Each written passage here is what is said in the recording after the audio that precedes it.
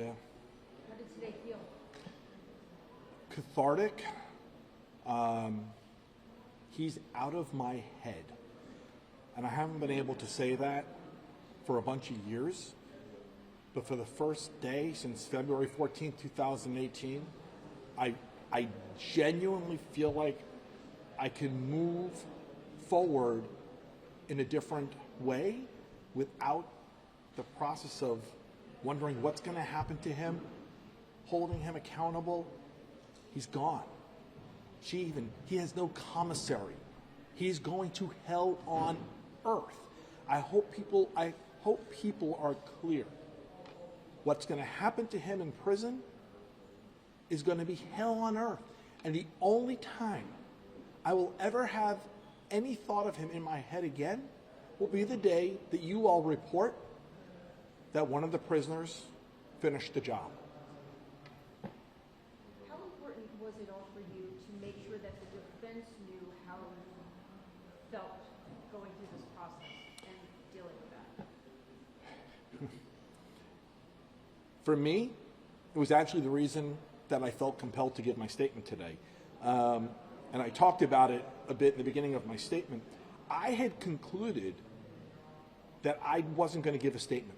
I talked about meeting with Mike and watching the video of the murder last week and then going to the cemetery. And when I came to this place where whether I gave a statement or not, it wasn't going to change anything, I started asking myself a question, which was, will it make me feel better? And I came to this conclusion that it wasn't going to until yesterday. Until I watched the behavior of the defense again. Until I saw Public Defender Gordon Weeks say the things that he said. And yesterday convinced me that they needed to know clearly how I felt.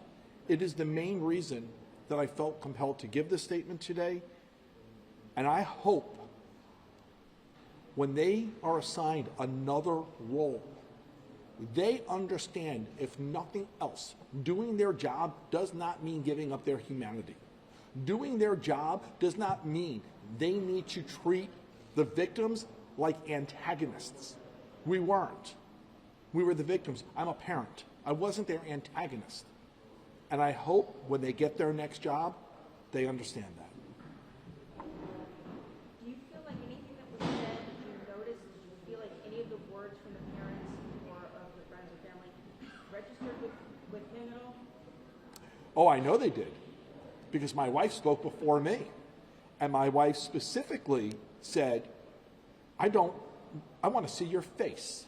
Take off your mask. And he did, okay?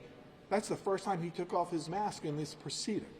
And so I know it did. I am so proud of my wife. I don't know where she is. She's back there somewhere. But my wife went up there today, and it's never an easy thing for her to do. She's not a public person the way I've become. And she went up there today, and she gave it to him and to the defense. And when she told him to take off his mask so she could look at him, and he did, I just, to say I was proud would be an understatement. What was it like when you hear all of the names, one by one, once again? I mean, in my head, it was like just picture after picture after picture, and then finally having that finality. You know, for me and for our families, it's always been about those names. You know, so for me to hear it, we've now, it's over 4.5 years, we've always gone out of our way to make sure those names are always repeated, those pictures are always shown, and those who were killed, the children and the adults, are never forgotten, okay? So for me, hearing the names, that's what this country needs to remember, and if we have to keep on saying it over and over and over again, we will. But our children, our spouses, all those that were lost, they will not be forgotten. What will tomorrow look like for you now that this trial is officially over? Well, now that this is over, I hope tonight I actually get a better night of sleep. And tomorrow, I wrote a statement yesterday on Twitter and on Facebook about why I wasn't going to make a statement at this sentencing. And in it, I talked about living more, laughing more, loving more. And really a renewed focus on those who I love that are with me now, my wife, my son, my family. That's what tomorrow is going to look like.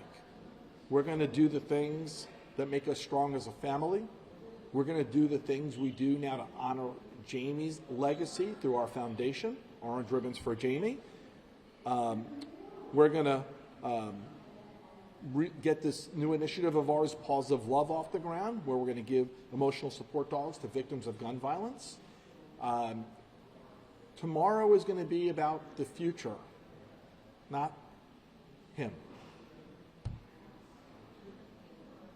Thank you. Thank you.